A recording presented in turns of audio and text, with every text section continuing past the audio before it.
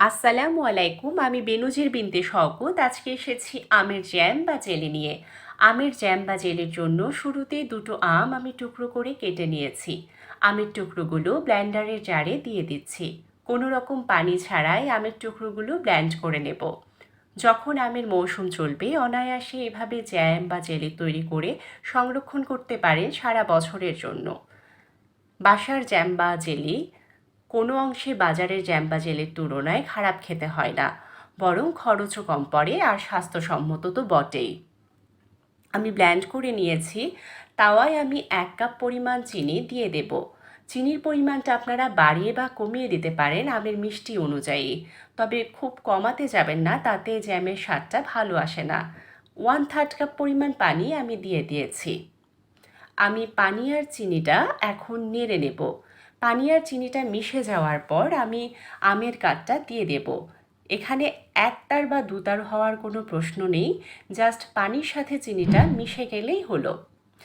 পানি আর চিনিটা মিশে গিয়েছে, আমি এখন আমের কাঠগুলো দিয়ে দিচ্ছি। আমের কাঠটা দিয়ে দেব। এই পর্যায়ে চুলোর আঁচটা মিডিয়াম টু লো হিটের মাঝামাঝি এনে রাখতে হবে। ক্রমান্বয়ে আমের কাঠটা নেড়ে দিতে হবে যাতে আমের কাঠটা নিচে লেগে না যায় কিংবা কোথাও দলা পাকিয়ে না যায়। কোনো অবশিষ্ট আম থাকলে তা তুলে নিতে হবে। আমের অবশিষ্ট অংশ থাকলে আমের জ্যামটা ভালো খেতে হয় না। এই পর্যায়ে 2 টেবিল চামচ লেবুর রস আমি জ্যামটাতে দিয়ে দেব।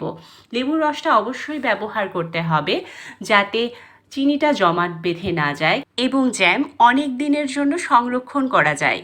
একটি কাচের বাটিতে জ্যাম তুলে দেখে নিচ্ছি জ্যাম প্রস্তুত কিনা। মাঝ বরাবর আঙুল চালিয়ে দেখে নিচ্ছি দুটো সরল রেখা তৈরি হয়েছে, কোনোটিকে স্পর্শ করেনি, তার মানে জ্যামটা পুরোপুরি তৈরি। একটি কাচের জারে আমি সম্পূর্ণ জ্যামটা তুলে নিচ্ছি। কাচের জারটি পূর্বেই আমি ফুটিয়ে নিয়েছি গরম পানিতে, যাতে কোনো ব্যাকটেরিয়া না থাকে। দুটো আমে জার ভর্তি হয়ে গেছে।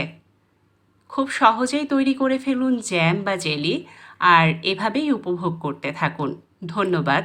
ভালো থাকবেন, সাবস্ক্রাইব করবেন।